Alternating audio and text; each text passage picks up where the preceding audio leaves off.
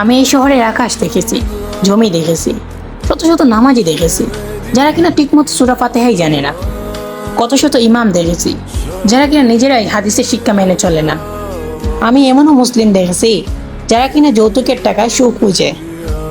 আমি এমনও ভক্ত দেখেছি যারা নিজের অসুস্থ মা বাবাকে ঘরে রেখে পীরের সেবায় ঘন্টার পর ঘন্টা ব্যস্ত থাকে।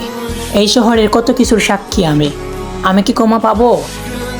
যে কপাল সৃষ্টি করা হয়েছিল তোমাকে সেজদা করার জন্য, সেই কপাল আজও সেজদায় নত হয়নি। সেই দিন আমি মহান আল্লাহ তাআলার সামনে কি উত্তর দেব?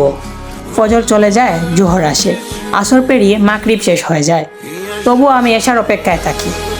যেই দেহ একদিন আমার বিরুদ্ধে সাক্ষ্য দেবে, আজ সেই দেহে নফসের গোলাম হয়ে আছি। আমি জানি না আমি ক্ষমা পাওয়ার যোগ্য কিনা, তবুও আশা রাখি আল্লাহ তাআলার রহমত আমার সব গুনার চেয়েও অনেক বড়। তাই আমি পাপী, দুই হাত তুলে একটাই মিনতি করি, ইয়া আল্লাহ, এই বেজাল ভরা দুনিয়ায় আমাকে ঈমানের পথে অটল রাখুন।